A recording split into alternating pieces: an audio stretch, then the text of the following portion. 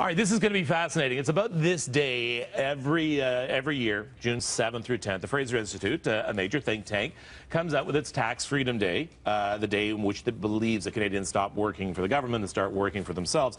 So usually it's around June 7th, June 10th, thereabouts. We tried to contact them, closely guarded secret. But now we're going to get into what I call the battle of the think tanks. We have Rick, so you don't mind if I call it that, right? Sounds very dramatic. Rick Smith is the executive director at the Broadbent Institute. And you say Tax Freedom Day in a new report isn't today, it isn't the 10th, it's already happened. What do you mean? Sure. Well, I mean, look, there's a lot of confusion about the tax debate in this country, and the Fraser Institute, which is a far-right think tank, doesn't like taxes, doesn't believe in government. You know, every year they come out with this report that exaggerates the amount of tax that Canadians pay. So the Fraser Institute claims, for instance, that your average Canadian family pays over 40% of their income every year in taxes. It's just not true. The average Canadian family pays something like half as a percent of their tax, the Fraser Institute says.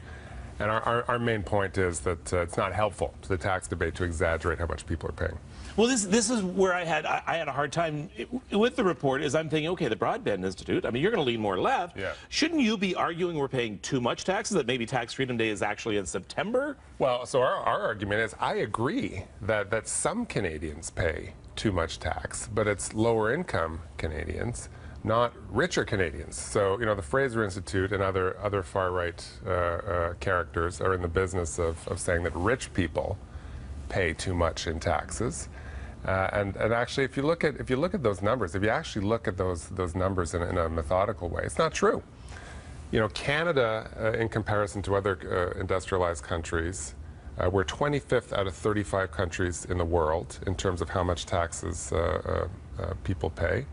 And richer Canadians still don't pay their fair share. There's all sorts of loopholes, and we think the playing field should be leveled.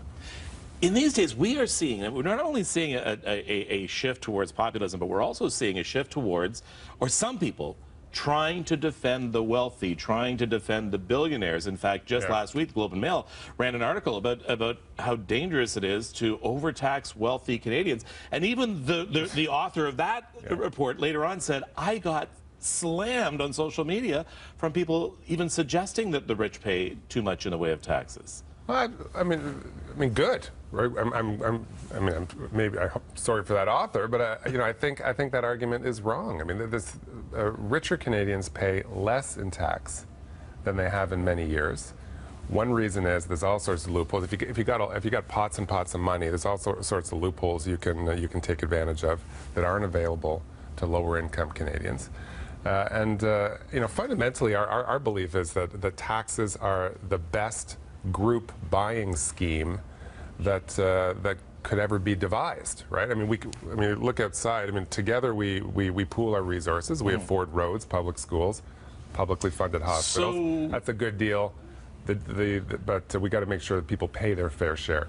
Should middle and low? Okay, so here's the question: should middle and lower income taxes be raised to help us? Let's put the wealthy aside. We think they should pay more of their fair share.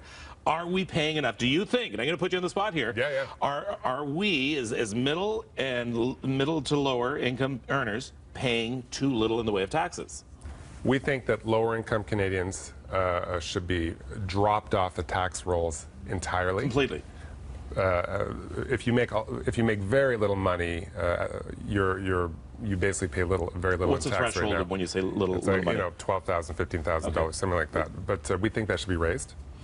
At the upper end, we think that wealthier Canadians and corporations that have seen their tax rates halved over the last 15 years, we think those folks should be paying more.